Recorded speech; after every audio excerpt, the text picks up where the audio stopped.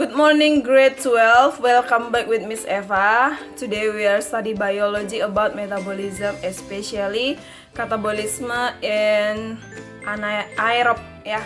Nah, jadi hari ini kita lanjut lagi tahap proses pemecahan glukosanya ya, Nak. Jadi kita ke tahap yang ketiga, yaitu adalah kita belajar tentang siklus Krebs ya. Nah, jadi yang pertama sekali kita lihat dulu tempatnya di mana ya. Jadi kemarin itu Miss bilang tempatnya dari si siklus Krebs itu adalah di mitokondria ya, Nak, tepatnya di bagian matriks ya.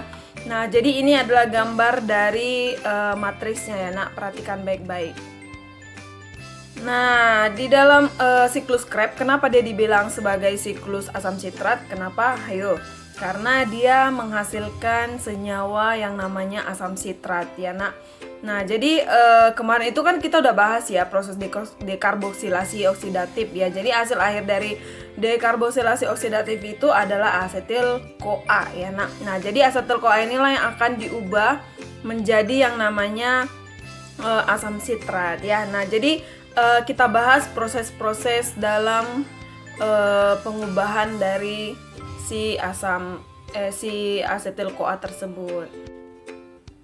Nah, jadi awal dari proses siklus Krebs ini ya, Nak. Nah, jadi berawal dari oksaloasetat ya. Jadi oksaloasetat ini bereaksi dengan asetil-CoA ya, sehingga membentuk yang namanya asam sitrat ya. Nah, jadi oksaloasetat ini kan dia mengandung 4C ya. Kemudian asetil-CoA 2C. Kemarin udah Miss bahas ya di dekarboksilasi oksidatif. Nah, sehingga si sitrat ini menjadi atom 6C ya, Nak. Nah, jadi siklus Krebs ini, Nak, nanti akan berulang-ulang secara terus-menerus ya. Makanya dibilang dia siklus. Siklus itu artinya adalah daur yang terus-menerus bereaksi ya, tidak pernah berhenti ya. Kemudian pada saat senyawa asam sitrat berubah menjadi isositrat, di sini hanya terjadi perubahan isomerasi saja ya. Sehingga atomnya masih 6C. Kemudian ketika perubahan isositrat menjadi asam alfa ketoglutarat ya, nah di sini terjadi perubahan atom C. Kenapa? Karena proses pengubahannya itu memerlukan satu atom C, sehingga isositrat 6C keluar menjadi dalam bentuk CO2 ya, dan menghasilkan NADH. Nah, jadi ketika asam alfa ketoglutarat beratom 6C berubah menjadi suksinil-CoA ya. Di sini terjadi lagi pengurangan atom karbon ya, Nak, dalam bentuk CO2 dan menghasilkan NADH ya. Kemudian pada tahap proses pengubahan suksinil menjadi suksinat ya. Di sini di sini atomnya tetap ya, Nak, tapi di sini terjadilah pembentukan yang namanya ATP. Ya, tapi di sini dalam bentuk GTP. GTP itu adalah guanin trifosfat ya. Nah, jadi guanin trifosfat ini hampir sama dengan pengubahan ADP menjadi ATP gitu ya. Jadi GTP ini berasal dari GDP, guanosin difosfat ya. Kemudian pada tahap suksinat menjadi fumarat ya, di sini terbentuklah yang namanya FADH ya. Jadi FADH ini, Nak, berasal dari sama seperti NADH ya. Kemarin udah Miss jelaskan bahwasanya FADH ini dan NADH belum bisa dipakai dalam proses metabolisme dalam tubuh ya. Nah, jadi nanti FADH ini harus diubah dulu menjadi ATP sehingga bisa menghasilkan energi yang bisa dipakai ya, Nak. Kemudian pada tahap fumarat menjadi mala, di sini tidak terjadi apa-apa, tidak terjadi pembentukan NADH, tidak terjadi pembentukan atau pengeluaran CO2 ya, Nak. Nah, atomnya tetap sama yaitu 4C. Nah, ketika terjadi perubahan malat menjadi oksaloasetat ya, di sini atomnya sama ya, Nak, tapi yang dihasilkan itu adalah NADH ya.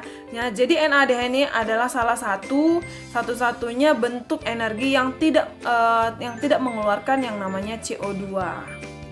Jadi berikut adalah rincian yang Miss buat mengenai siklus Krebs. Yang pertama adalah di mana tempat siklus Krebs itu, Nak, yaitu di matriks mitokondria. Yang kedua, mengubah asetil-CoA yang beratom 2C menjadi CO2 berkarbon 1 ya. Kemudian untuk molekul asetil-CoA dihasilkan 1 ATV, 1 FADH dan 2 NADH ya. Namun karena asetil-CoA-nya ada 2 ya, Nak, berarti semuanya dikalikan dengan 2 ya. Nah, nanti terbentuklah yang namanya 4 CO2, kemudian ada FADH, 2 FADH, kemudian ada 2 ATP dan 6 NADH ya. Jadi ada Miss kasih charge supaya cepat mengingat ya. Nah, ingat aja 4 cabe, 2 Fanta dan 6 nanas ya.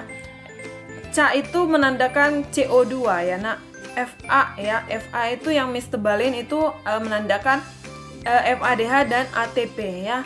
Na menandakan NADH ya. Jadi inilah rincian dari siklus Krebs. Nah, jadi ini ada tugas untuk anak-anak kelas 2 ya, yang di sekolah Anastasia. Baca baik-baik ya, mengapa proses siklus Krebs itu dikatakan dengan siklus asam sitrat, dan tuliskan hasil akhir dari siklus Krebs ya. Jadi Miss tunggu hari ini tugasnya difotokan dan langsung kirim ke WhatsApp Miss ya. Oke, sampai sekian materi yang Miss sampaikan. Kita lanjut ke materi kita berikutnya tentang transport elektron. Oke, see you next time.